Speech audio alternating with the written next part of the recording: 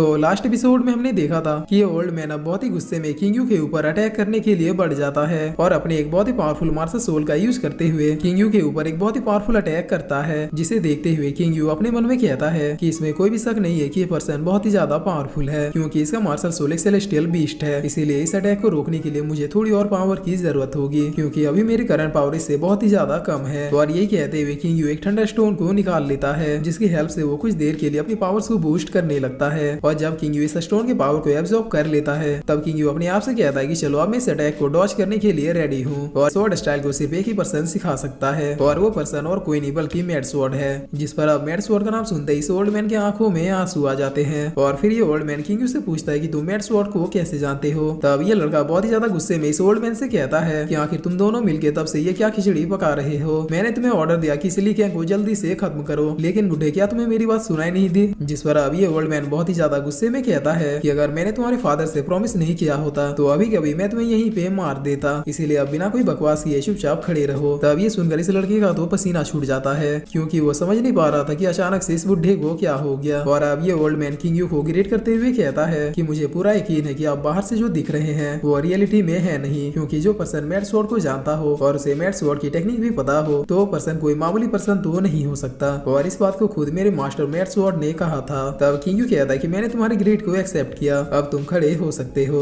जिस पर ये ओल्ड मैन खड़े होते हुए किंग यू से पूछता है कि क्या आप मैड स्वॉर्ड के कोई डिसाइपल हैं। और अब ये सब देख के इस लड़के का दिमाग पूरी तरीके से ब्लैंक हो जाता है, क्योंकि इसे कुछ भी समझ में नहीं आ रहा था कि आखिर जिसे इसने आज से 3 साल पहले कुत्तों की तरह पीटा था, आज उसे इतना बड़ा स्वॉर्डमैन खुद ही ग्रीट कर रहा है। और सबसे बड़ी बात, ली कैंग को मैड स्वॉर्ड की टेक्निक के बारे में कैसे पता है, क्योंकि वो तो 3 सालों से कोमा में था। और दूसरी बात, मैड स्वॉर्ड एक लेजेंड स्वॉर्डमैन है जो पिछले 100 सालों से इस रिलम में तो आए ही नहीं है। जिस पर अब किंग यू कहता है कि नहीं, मैं मैड स्वॉर्ड का डिसाइपल नहीं हूँ। तब ये सुन के ये लड़का अपने मन में सोचता है कि मैं जानता था कि ये किसी तालिस्मान का यूज करके इतना कमाल कर रहा है। जिस पर अब किंग यू मैड स्वॉर्ड के बारे में सोचते हुए अपने फ्लैशबैक में चला जाता है, जहाँ पर किंग यू मैड स्वॉर्ड से कह रहा था कि मैंने तुम्हें जो सिखाया है क्या तुमने उसे अच्छे से प्रैक्टिस किया। तब ये लड़का जो कि मैड स्वॉर्ड है ये किंग यू से कहता है कि यस मास्टर, आपने मुझे जो टेक्निक दिया था उसे मैंने 3000 बार प्रैक्टिस कर लिया है। जिस पर किंग यू कहता है कि वेरी गुड, मुझे तुमसे यही उम्मीद थी। और फिर किंग यू मैड स्वॉर्ड को एक दूसरी टेक्निक सिखाते हुए कहता है कि तुम मेरे 10th डिसाइपल हो जिसे मैं ये टेक्निक सिखा रहा हूँ। इस टेक्निक का नाम इमोशनल लेस स्वॉर्ड है, और अगर इस टेक्निक में तुमने महारत हासिल कर ली तो फिर उसके बाद तुम एक महान स्वॉर्ड मैन बन जाओगे। और ये मेरी तरफ से आखिरी टेक्निक है जो मैं तुम्हें सिखा रहा हूँ। तब मैड स्वॉर्ड पूछता है कि मास्टर क्या आप कहीं जा रहे हैं। जिस पर किंग यू कहता है कि हाँ, मुझे एक और बैटल को खत्म करने जाना है। तब मैड स्वॉर्ड कहता है कि मास्टर क्या मैं भी आपके साथ बैटल में जा सकता हूँ। जिस पर किंग यू कहता है कि नहीं, तुम अभी बहुत ही ज्यादा वीक हो, मगर जब तुम स्ट्रॉन्ग हो जाओगे तब मास्टर खुद तुम्हें हेल्प के लिए बुलाएंगे। तब किंग यू के जाने के बाद मैड स्वॉर्ड बहुत ही ज्यादा रोते हुए कहता है कि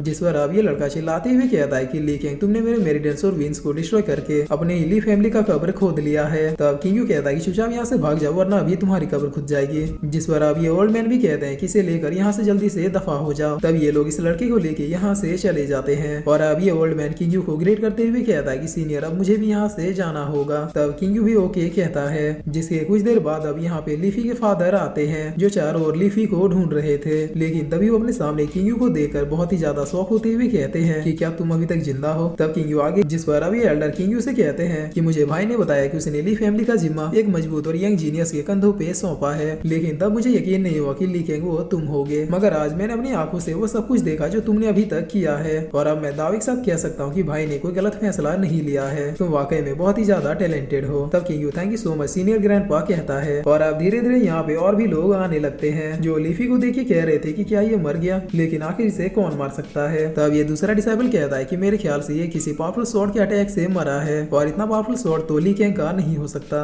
जिस पर अब किंग यू कहता है कि आप लोगों को टेंशन लेने की जरूरत नहीं है, यहाँ पे जो कुछ भी हुआ है उसे अंकल जी खुद ही बहुत ही अच्छे से एक्सप्लेन करेंगे। और फिर इसी के साथ ये एपिसोड यहीं पे खत्म होता है।